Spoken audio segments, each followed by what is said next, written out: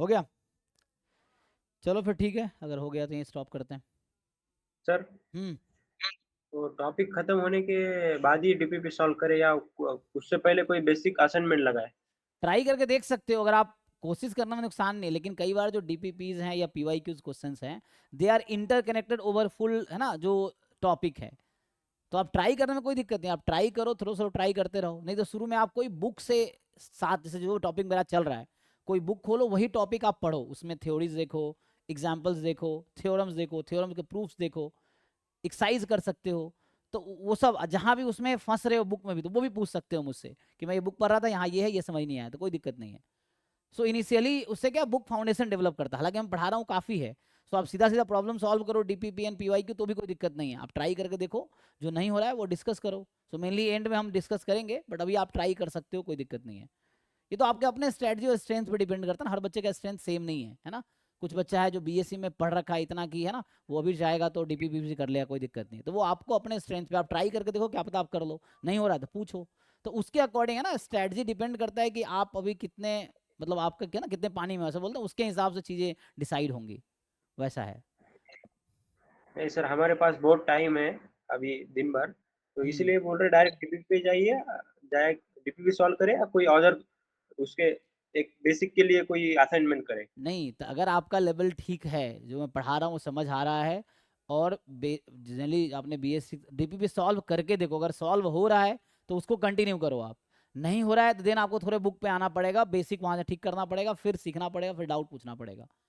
आप सॉल्व करो, आप पूछ रहे हो मुझसे करें ना, अगर आप, मैं कह रहा हूँ सॉल्व करके देखो, अगर हो रहा है तो कंटिन्यू करो। ये चीज़, अगर एक भी क्वेश्चन नहीं हो रहा तो मतलब आपको थोड़ा और लेवल नीचे आना पड़ेगा। ये चीज़ है। जो पीवाई क्यू असाइनमेंट जो डीपीपी से पीवाई क्यू वाला, वो भी कर सकते हो, नॉन पीवाई क्यू ट्राई करके देखो ना, जितना कराया है। और कुछ चीज़ें आपने पहले भी तो पढ़ी होंगी, उस पर ट्राई करके देखो, जो नहीं हो रहा है पूछो। वैसा है। बट ट्राई करके देखो ना, उससे समझ आएगा। वो तो आपको खुद से ही पूछना चाहिए, क्या मुझे डीपीपी कर सकता हूँ मैं? अगर आपको लगता है यस कर सकता हूँ, तो करके देखो, अभी ये है।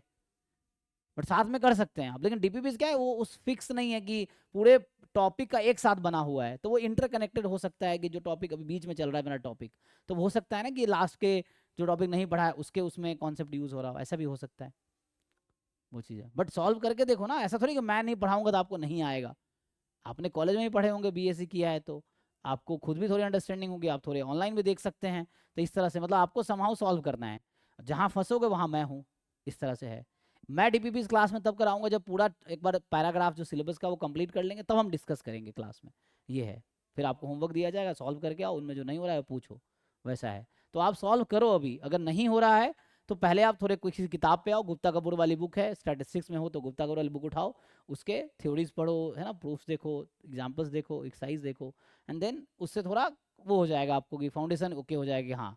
फिर आप इन डीपीपी एंड पीवाईक्यू पे आ जाओ, ये भी कर सकते हो, टाइम है तो। ये चीज़ है। अल्टीमेटली आपको एग्जाम के लेवल के ऊपर जाना है, सो दैट एग्जाम में आप अच्छा परफॉर्म कर सको।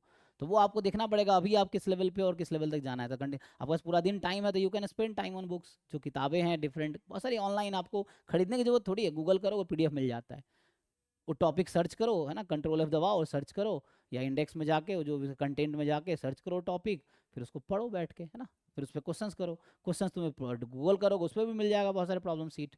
वैसा यूनिवर्सिटीज़ का आईआईटीज़ के जो उनके होते हैं प्रॉब्लम सीट वैसे हैं। तो somehow you solve lot of questions, specially related to your syllabus and ना एग्जाम, और उसमें फंस रहा था आप पूछो। बट ट्राई करो, अब डीपी का पूछ रहे हो तो मैं कह रहा हूँ ट्राई करके देखो, है ना। तो यू कीप सॉल्विंग, कोई दिक्कत नहीं है। ठीक है। ठीक है। नहीं तो डीपीपीज भी हैं, मॉक टेस्ट भी हैं, मॉक टेस्ट भी बहुत सारे अपलोड है, 50-60 तो अपलोड हो ही गए कम से कम। अभी unit wise and full length भी अलग, 30 यूनिट फुल लेंथ हो गया, 50-60 शायद यूनिट वाइज हो गया है, वो ग्रुप में आता है, देख लीजिएगा। तो उसको भी आप अटेम्प्ट कर सकते हैं, और री अटेम्प्ट का भी ऑप्शन है। मॉक टेस्ट के जो क्वेश्चन हैं हमारे, वो आप कितनी बार भी टेस्ट दे सकते हो, पहली बार टेस्ट दोगे आप उसको मार्क्स दिख जाएगा, आपको री अटेम्प्ट करना, री अटेम्प्ट का भी ऑप्शन है, तो पुराना डेटा डिलीट हो जाएगा उस टेस्ट का। जब री अटेम्प्ट करोगे तो दोबारा जितने मार्क्स आएंगे वो दिखाएगा। तो वैसा है। सो यू कैन अटेम्प्ट एक टेस्ट को 50 बार अटेम्प्ट कर सकते हो, कोई दिक्कत नहीं है। वैसा है। ठीक है। सो आप सॉल्व करके देखो, अच्छा रहेगा। मेनली आपको करना क्या होता है, syllabus, PYQ and lot of question practice DPP से, मॉक टेस्ट से, किताब से, इधर उधर से जहाँ से कर सकते हो करो, ये है। ठीक है।